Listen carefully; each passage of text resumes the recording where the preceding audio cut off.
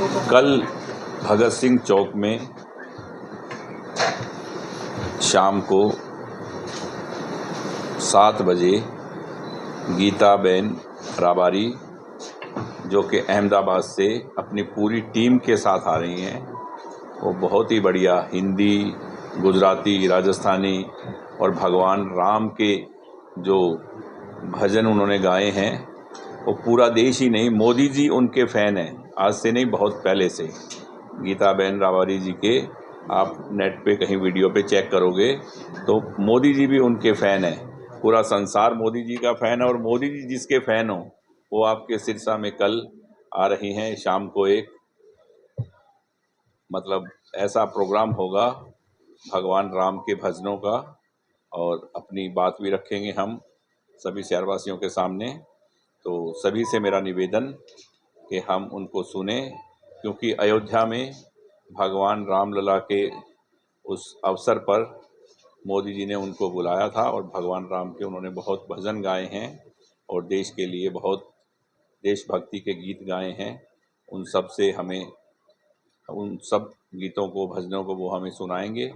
तो पूरे सिरसा वासियों से, भाइयों से, बहनों से मेरा निवेदन कि अहमदाबाद से पूरी टीम कल सिरसा आ रही है शाम को भगत सिंह चौक में 7 बजे से पहले पहुंच के अपना स्थान ग्रहण करें। जी,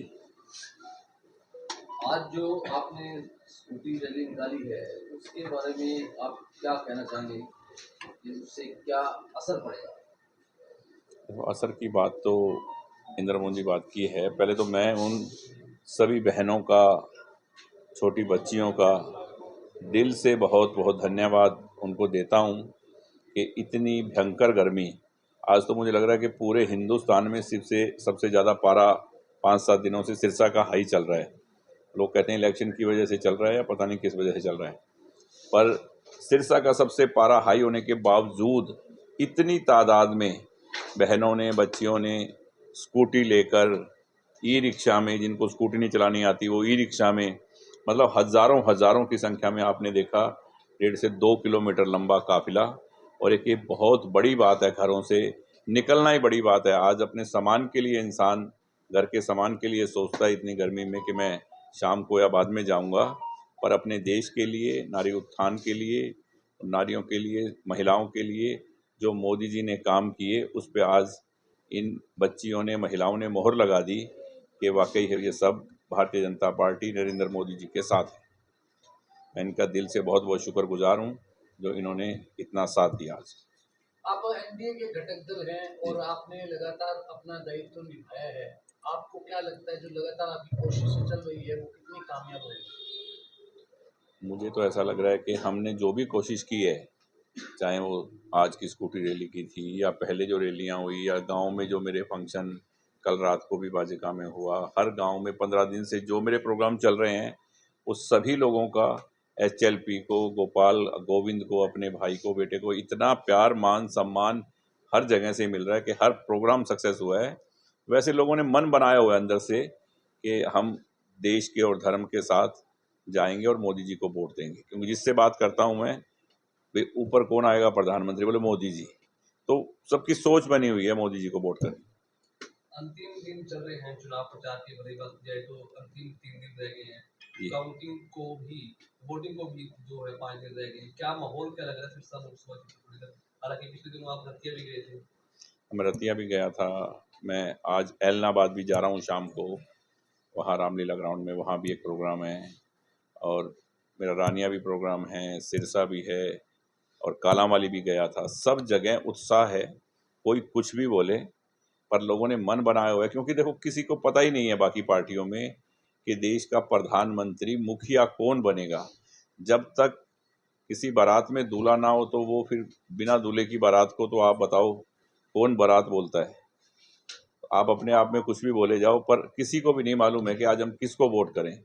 यहाँ तो पता है कि मोदी जी को वोट करें कि देश आज कितना तरक्की कर रहा है। आज पूरे, अभी मुझे किसी ने कहा कि भाई साहब 15-20 दिन में रशिया से वीज़ा फ्री होने वाला है, बैंकॉक से फ्री हो गया, रशिया से फ्री होने वाला है, वहाँ से ये हो गया। ये सब बातें सुनने को हमें कभी नहीं मिलती थी।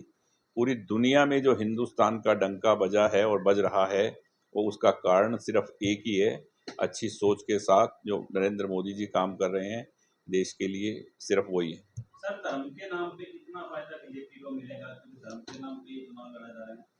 भाई साहब, मैं तो कहता हूँ कि धर्म के नाम पे ही फायदा मिलेगा। और एक तरफ वो बोल के तो गए हैं, अभी एक तरफ तो राम के साथ लोग हैं, एक राम के साथी हैं और एक तरफ राम के विद्रोही हैं। तो जो लोग भगवान राम के ही अगेंस्ट हैं, सनातन धर्म के ही अगेंस्ट हैं, उनको हिंदुस्तान के अलावा जो आज भी कह रहे हैं, कहीं मैंने सुना राहुल गांधी जी ने कहा कि हमारी सरकार आते ही हम 5,000 करोड़ रुपया पाकिस्तान को देंगे और 50 साल के लिए देंगे, बिना ब्याज पे देंगे। जिनकी सोच ही पाकिस्तानी सोच है, तो हिंदुस्तान के लोग और हिंदुस्तान उनको कैसे कबूल करेगा, कैसे मानेगा अपना? जो भगवान राम के अगेंस्ट हैं, अपने देश के अगेंस्ट हैं, तो कैसे लोग उनको वोट देंगे? आप बताओ। योगी आदित्यनाथ का कल सिरसा दौरा था, दिल्ली में प्रोग्राम था, जी जिस तरह देखते हैं माहौल कैसा वो बना के दे रहे हैं। भाई साहब, मैं तो कल वहाँ खुद था और आप सब साथी थे। हमने बहुत रैलियाँ देखी हैं, बहुत रैलियाँ की हैं, बहुत प्रोग्राम किए हैं, पर कल जितना जोश और जुनून था, लोगों में जितना उत्साह था योगी जी को देखने का, सुनने का, और जो नारे लगा रहे थे कल भी भीषण गर्मी में, तो मतलब उसका कोई मैं सोच नहीं सकता कि इतना उत्साह, इतना जुनून किसी रैली में होता है। तो सिरसा के लोग, धर्म नगरी और उनके संप्रदाय से जुड़े, बाबा सरसाई नाथ जी की नगरी है ये तो वैसे भी, वो खुद कह रहे थे कि मैं तो आके यहाँ धन्य हो गया सिरसा नगरी में। उन्होंने बाबा सरसाई नाथ जी का नाम 5-7 दफ़ा लिया कि बाबा की नगरी है। तो आज सब हम सिरसा की नगरी, और सिरसा की इलेक्शन है जहाँ ऐसे बड़े बड़े संत महात्मा सब हुए हैं। तपस्थली है ये सिरसा, तपोभूमि है, भगवान शंकर की भूमि है। तो उन्होंने अपने भाषण में डेरों का जिक्र किया था, बीजेपी को डेरों से कितना बेनिफिट होगा?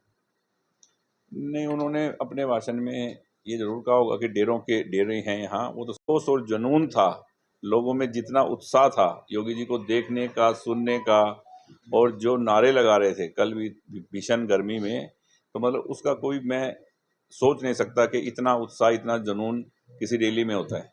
तो सिरसा के लोग, धर्म नगरी और उनके संप्रदाय से जुड़े, बाबा सरसाई नाथ जी की नगरी है ये तो वैसे भी, वो खुद कह रहे थे कि मैं तो आके यहाँ धन्य हो गया सिरसा नगरी में। उन्होंने बाबा सरसाई नाथ जी का नाम 5-7 दफ़ा लिया कि बाबा की नगरी है।